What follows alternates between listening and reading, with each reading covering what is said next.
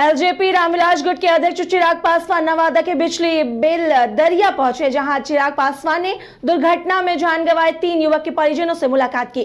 पीड़ित परिजनों को चिराग पासवान ने हिम्मत दी, साथ ही परिजनों को राहत दिलाने के लिए मौके से ही जिला प्रशासन के अधिकारियों को फोन किया है। चिराग पासवान ने पीड़ित परिजनों को भरोसा दिलाया कि वो उन्हें मुआवजा भी दिलाएंगे।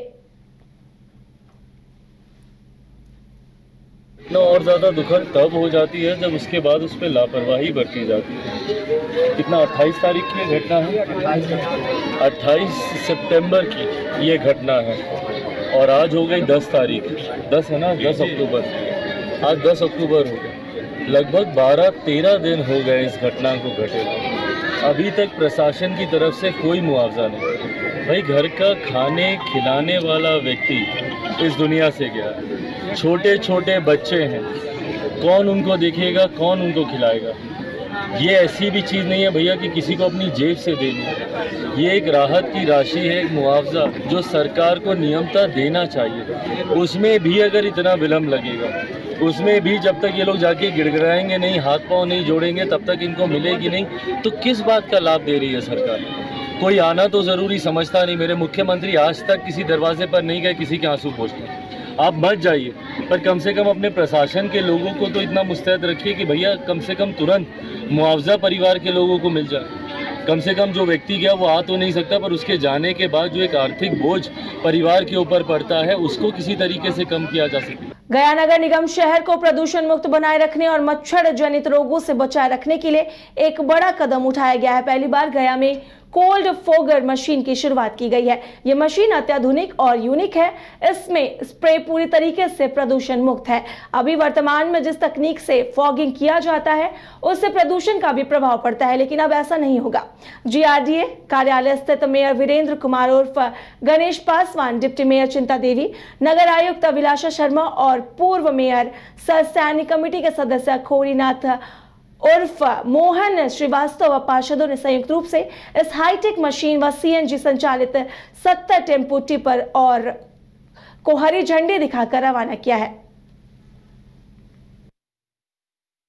आज गया नगर निगम के द्वारा कोल्ड फॉगर का जो क्रय किया गया था उसका उद्घाटन किया गया है। यह एक यूनिक मशीन है जिसे कोल्ड फॉगर भी कहते हैं, थर्मल फॉगर। ये पहले हम देखते थे कि डीजल में केमिकल मिलाकर फॉगिंग किया जाता है, जिससे थोड़ा पोल्यूशन का भी डर फैलता है, जो कि लंग्स के लिए, फेफड़ों के लिए भी अच्छा नहीं माना जाता है। यह पानी में केमिकल मिलाकर इससे फॉगिंग किया जाएगा, जिससे प्रदूषण पे भी बहुत रोकथाम होगी और साथ ही साथ डेंगू की भी लड़ाई की जाएगी।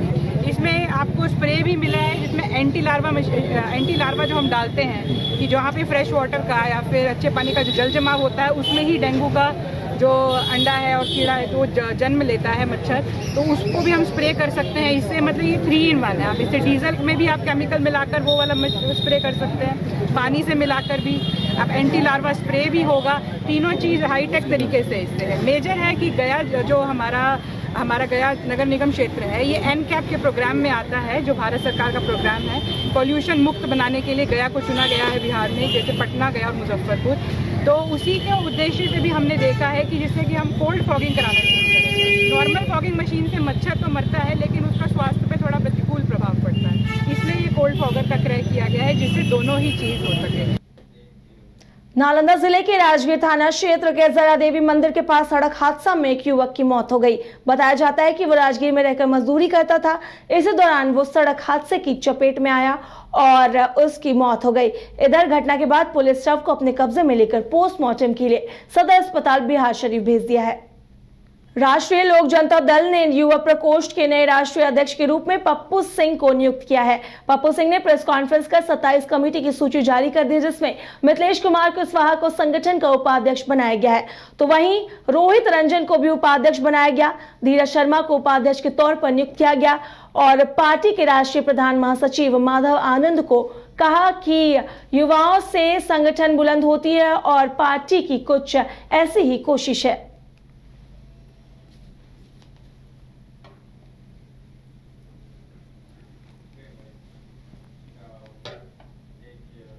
सिपाही बहाली धांधली मामले की जांच आर्थिक अपराध इकाई तेजी से कर रही है। ईओयू के एडीजे नयर हसनैन खान ने बताया कि अगले 3 माह से पूर्व न सिर्फ हम लोग इस केस का अनुसंधान पूरा कर लेंगे बल्कि दोषियों को सजा दिलवाने का प्रयास भी करेंगे।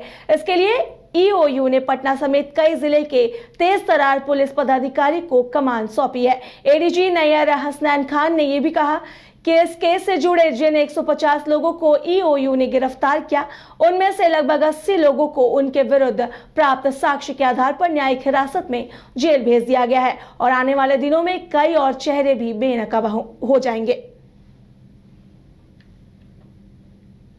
एफआईआर हुई हैं पेपर लीक से रिलेटेड, वो लगभग 74 की संख्या है पूरे बिहार में और 23 जिलों में ये केसेस दर्ज हुए हैं।